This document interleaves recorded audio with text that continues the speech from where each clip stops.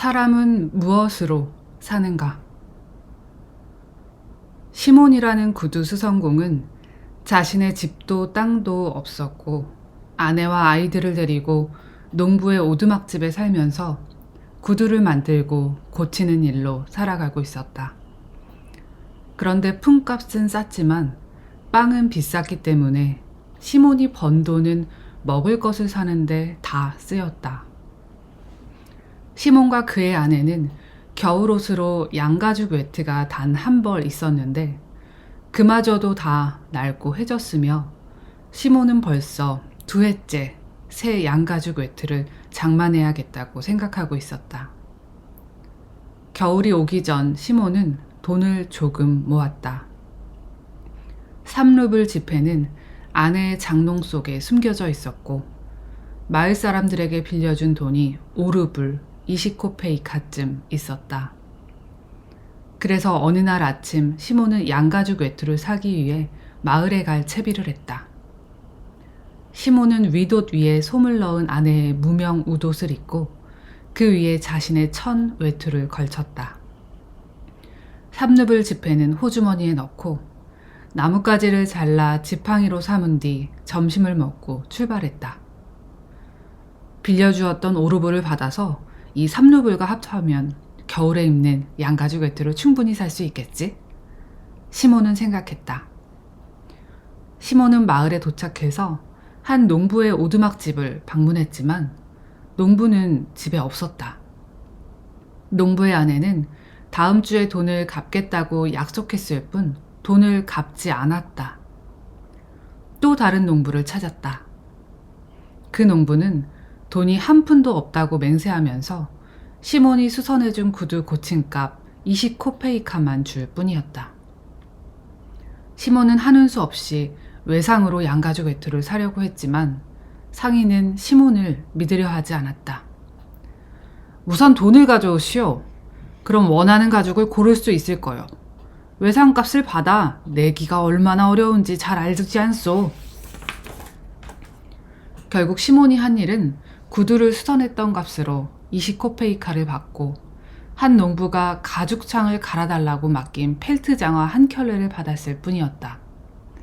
마음이 몹시 상한 시몬은 20코페이카로 몽땅 보드카를 사 마신 다음 양가죽 외투도 사지 못한 채 집으로 향했다. 아침에는 몸이 얼어붙을 듯이 추웠지만 보드카를 마신 지금은 양가죽 외투를 입지 않았는데도 따뜻했다. 시몬은 지팡이를 쥔 손으로 언 땅을 두드리며 또 다른 손으로 펠트 장화를 흔들면서 터벅터벅 걸어갔다. 그리고 혼자 중얼거렸다. 양가죽 외투를 입지 않았지만 정말 따뜻해. 술을 한 잔 걸쳤더니 그 술이 내 온 혈관을 따라 흐르는군. 그래, 양가죽 외투 따윈 필요 없어. 그럭저럭 살고 있고 아무것도 걱정하지 않아. 그게 바로 나라는 사람이지. 뭘 근심해?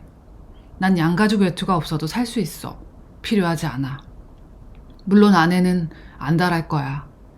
그래도 분명 온종일 일하고도 돈을 받지 못한 건 한심한 일이야. 만약 그 돈을 가져오지 않으면 정말이지 빼앗아 버리고 말겠어.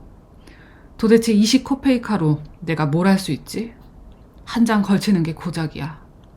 너희들은 돈이 없어 쩔쩔맨다고 말하지. 그래, 그럴지도 몰라. 하지만 난 어떻지? 너희들은 집도 있고 소도 있고 모든 걸 가졌어. 난 이렇게 입고 있는 게 전부야. 당신은 곡물을 재배해서 먹지만 난 모든 곡식을 사야 해. 난 매주 빵을 사는 데만 3루블을 써야 해. 이제 집에 돌아가면 빵도 떨어졌을 테고 그러면 또 1루블 50코페이카를 써야 해. 그러니까 제발 변명 같은 거 하지 말고 내게 진 빚을 갚아. 이제 시몬은 길모퉁이에 있는 교회에 거의 이르게 되었다. 그런데 교회 뒤에서 뭔가 희끄무레한 것이 보였다. 햇빛이 희미해지고 있어서 시몬은 그게 무엇인지 알 수 없었다. 그는 물끄러미 쳐다보았다. 전에는 휜 돌이 없었는데 소인가? 소처럼 보이지는 않아. 머리가 사람 같지만 너무 하얗잖아. 게다가 사람이 저런 곳에서 뭘 할 수 있겠어? 시몬은 가까이 다가갔고 그러자 뚜렷이 보이기 시작했다. 놀랍게도 정말 사람이었고 살았는지 죽었는지 벌거숭이로 앉아서 아무런 움직임 없이 교회에 기대어 있었다. 시몬은 공포에 사로잡혔다. 누군가 이 사람을 죽이고 발가벗긴 후 저곳에 버렸을 거야. 쓸데없이 참견했다가 나중에 무슨 변을 당할지 모를 일이야. 시몬은 계속 걸었다. 그 남자가 보이지 않도록 교회 앞으로 지나갔다. 그렇게 얼마간 걸어가다가 뒤를 돌아봤을 때 그 남자가 더 이상 교회에 기대어 있지 않고 움직이는 것을 발견했다. 마치 자신을 바라보고 있는 것 같았다. 시몬은 더 큰 두려움에 휩싸였다. 저 남자에게 돌아가야 할까? 아니면 그냥 가야 할까? 가까이 가면 뭔가 무서운 일이 일어날지도 몰라. 저 남자가 어떤 사람인지 누가 알겠어?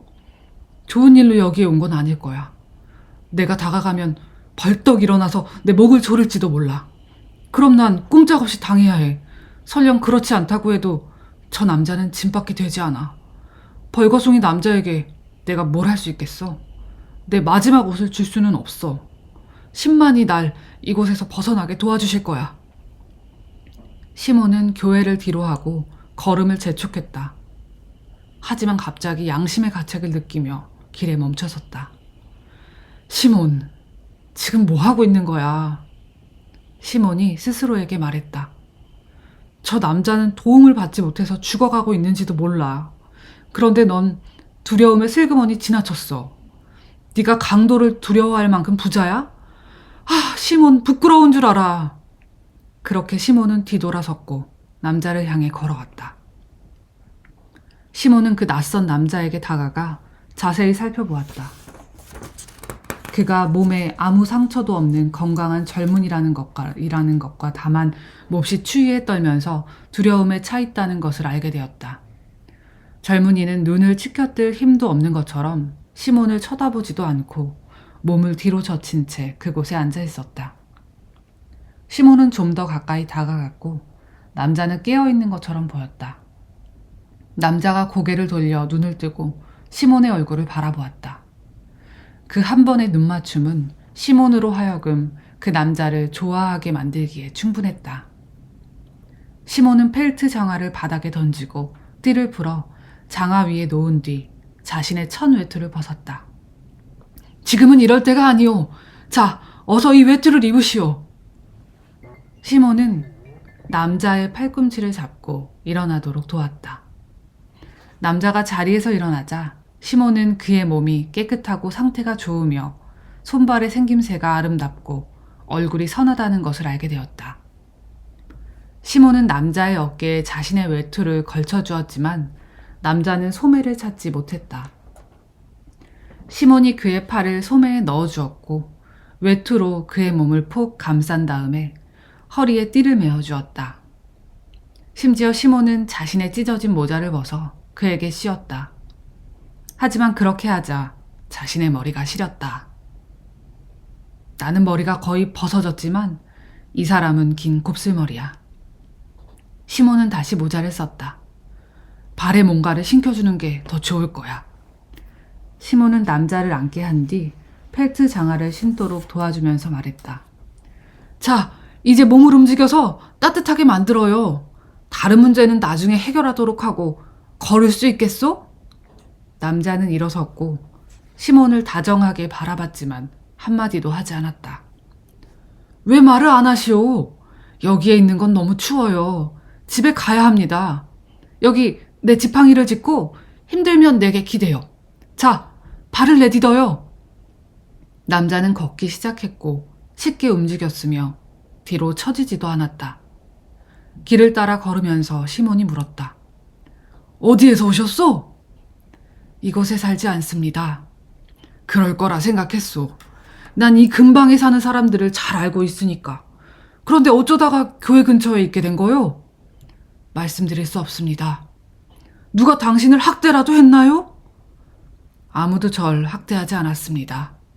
신이 벌하셨지요. 물론 신이 모든 걸 다스리시죠. 하지만 당신은 먹을 것과 어딘가 쉴 곳을 찾아야 해요. 어디로 가고 싶소? 제겐 다 마찬가지입니다. 시몬은 깜짝 놀랐다. 남자는 악한처럼 보이지 않았고 부드럽게 말했지만 자신에 대해서는 어떤 설명도 하지 않았다. 시몬이 속으로 생각했다. 세상에는 말 못할 사정도 있는 법이지. 그렇다면 나와 함께 우리 집으로 갑시다. 적어도 잠시 몸을 녹일 수는 있을 테니. 시몬이 낯선 남자에게 말했다. 그렇게 시몬은 자신의 집으로 향했고 그 낯선 남자는 시몬을 따라 옆에서 걸어갔다. 바람이 세게 불었고 시몬은 옷 속을 파고드는 한기를 느꼈다. 이제 술 기운이 가시고 있었고 얼어붙을 듯한 추위를 느끼기 시작했다. 시몬은 코를 훌쩍거리며 솜을 넣은 아내의 웃옷을 몸을 더욱 꼭 감싸면서 걸어갔다. 그리고 속으로 생각했다. 아, 양가죽 외투. 양가죽 외투를 사러 나갔다가 입고 있던 외투마저 남에게 벗어주고 게다가 벌거벗은 남자를 데리고 집으로 가고 있어. 아내는 반기지 않을 거야. 아내를 생각하자 시몬은 슬퍼졌다. 하지만 낯선 남자를 쳐다보고 그가 교회에서 자신을 올려다보았던 모습을 떠올리자 다시 기분이 좋아졌다. 시몬의 아내는 그날 일찌감치 모든 걸 준비했다. 나무를 자르고 물을 길어오고 아이들을 먹이고 자신도 식사를 마친 다음에 앉아 생각에 잠겨 있었다. 마트리오나는 언제 빵을 만들어야 할지 생각했다. 지금? 아니면 내일? 아직 큰 빵 조각 하나가 남아 있었다. 남편이 마을에서 요기를 하고 오면 저녁을 많이 먹지 않을 거야. 그럼 저 빵으로 내일까지 충분할 테고. 마트리오나는 손으로 거듭 빵의 무게를 쟀다. 오늘은 더 이상 만들지 말아야지. 이제 한 번 더 빵을 구울 수 있는 밀가루밖에 남지 않았어. 그걸로 금요일까지 버틸 수 있을 거야. 마트리오나는 빵을 한쪽으로 치운 후 탁자에 앉아 남편의 윗옷을 기었다. 그리고 바느질을 하는 동안 남편이 어떤 양가죽 외투를 사고 있을지 생각했다. 상인이 남편을 속이지 말아야 할 텐데 내 착한 남편은 지나치게 성실하고 정직해서 아무도 속이지 못하지만 어린 아이들조차 남편을 속일 수 있거든. 팔려부른 많은 돈이니까 그 값으로 좋은 외투를 사야 하는데 무드질한 가죽은 아니더라도 적당한 겨울 외투로 말이야. 지난 겨울에는 따뜻한 외투가 없어서 정말이지 힘들었어. 강에도 갈 수가 없고 어디에도 외출할 수가 없었지. 남편이 우리가 가진 모든 옷을 입고 나가면 내가 입을 옷은 하나도 없으니까. 아침 일찍 출발하진 않았지만 이제 돌아올 때가 됐는데 설마 술집으로 가진 않았겠지? 마트리오나가 그렇게 생각하자마자 문간에서 발소리가 들렸고 누군가 들어왔다. 마트리오나는 바느질을 멈추고 문간으로 나갔다. 그리고 두 남자를 보았다. 남편 시몬과 함께 모자를 쓰지 않고 펠트 장화를 신고 있는 남자가 서 있었다. 마트리오나는 즉시 남편에게서 풍기는 알코올 냄새를 맡았다. 술을 마셨어. 그리고 남편이 외투 없이 자신의 웃옷만 입은 채 꾸러미도 들지 않고 면목이 없는 듯 말없이 서 있는 걸 보았다. 마트리오나는 실망감에 화가 치밀기 시작했다. 그 돈으로 술을 마시고 술집에 있던 아무짝에도 쓸모없는 남자를 집으로 데려온 거야. 마트리오나가 생각했다. 마트리오나는 두 사람을 오두막집 안으로 들여보내고 뒤따라오면서 그 낯선 남자가 젊고 홀쭉하며 남편의 외투를 입고 있다는 걸 알게 되었다. 외투 안으로는 어떤 옷도 보이지 않았고 모자도 없었다. 집 안으로 들어온 뒤 그 남자는 움직이지도 않고 눈을 들지도 않은 채 서 있었다. 마트리오나가 생각했다. 나쁜 사람이 틀림없어. 두려워하고 있잖아. 마트리오나는 눈살을 찌푸렸다. 그리고 화덕 옆에 서서 남편과 낯선 남자가 무엇을 하는지 지켜보았다. 시몬은 마치 아무 일도 없었던 것처럼 모자를 벗고 의자에 앉았다. 여보, 저녁이 준비됐으면 좀 내어오렴. 마트리오나는 혼자 중얼거리며 움직이지 않고 화덕 옆에 그대로 있었다. 그리고 번갈아 두 사람을 쳐다보고는 고개를 젓기만 했다. 시몬은 아내가 화난 것을 알았지만 모른 척했다. 그리고 아무것도 눈치채지 못한 것처럼 낯선 남자의 팔을 잡아당겼다. 앉으시오. 함께 저녁을 먹읍시다. 낯선 남자가 의자에 앉았다. 여보, 우리를 위해 아무것도 안 만들었어요? 시몬이 물었다. 마트료나는 화가 치밀어 올랐다. 만들었지만 당신 줄 건 없어요. 보아하니 술을 마시고 제정신이 아닌 것 같군요. 양가죽 외투를 사러 나간 사람이 입고 나간 외투마저 벗어버리고 저 벌거숭이 불황자를 집에 데리고 들어왔으니 말이에요. 당신 같은 주정뱅이한테 줄 저녁은 없어요. 그만해요, 마트료나. 잘 알지도 못하면서 함부로 말하지 말아요. 이 사람이 어떤 사람인지 먼저 묻는 게 그 돈으로 대체 뭘 했는지 말해봐요. 시몬은 웃옷 주머니를 뒤져서 3루블 지폐를 꺼낸 뒤 펴보였다. 돈은 여기 있어. 포리포노프는 돈을 주지 않았지만 그거 갚겠다고 약속했어요. 마트료나는 더욱 화가 났다. 남편은 양가죽 외투를 사지도 않았고 자신의 하나밖에 없는 외투를 벌거벗은 남자에게 준 데다 심지어 그를 집으로 데려왔다. 마트료나가 탁자에서 지폐를 휙 집어 안전한 곳에 가져다 놓은 뒤 말했다. 당신에게 줄 저녁은 없어요.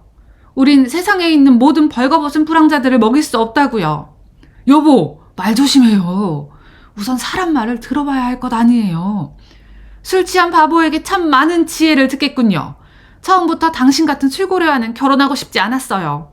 우리 어머니가 내게 주신 리넨도 술로 없애버리더니 이제 외투를 살 돈으로 술을 마셔요? 그것도 잔뜩 취할 만큼. 시몬은 아내에게 20코페이카밖에 쓰지 않았으며 그 남자를 어떻게 발견했는지 설명하려 했지만 마트료나는 한마디도 할 기회를 주지 않았다. 쉴 새 없이 짓거리면서 10년 전의 일들까지 끄집어냈다. 그리고는 급기야 시몬에게 달려들어 소매자락을 붙잡았다. 내 옷 내놔요. 그건 내가 가진 유일한 웃옷이에요. 당신이 기어콘에게서 빼앗아 입었죠. 빨리 벗지 못해요? 그리고 악마한테나 가버려요. 시몬은 웃옷을 벗기 시작했고 소매가 뒤집혀 벗겨졌다. 그때 마트료나가 옷을 잡아당기는 바람에 솔기가 터졌다. 마트료나는 옷을 낚아채서 급히 입더니 문으로 걸어갔다. 밖으로 나갈 생각이었지만 결정을 하지 못하고 그 자리에 멈췄다. 밖에 나가 화를 가라앉히고 싶었지만 그 낯선 남자가 어떤 사람인지도 알고 싶었다. 마트료나가 멈춰서서 말했다. 만일 저 사람이 좋은 사람이라면 벌거벗고 있지는 않았을 거예요. 어떻게 윗도리 하나 걸치지 않고 있을 수 있죠?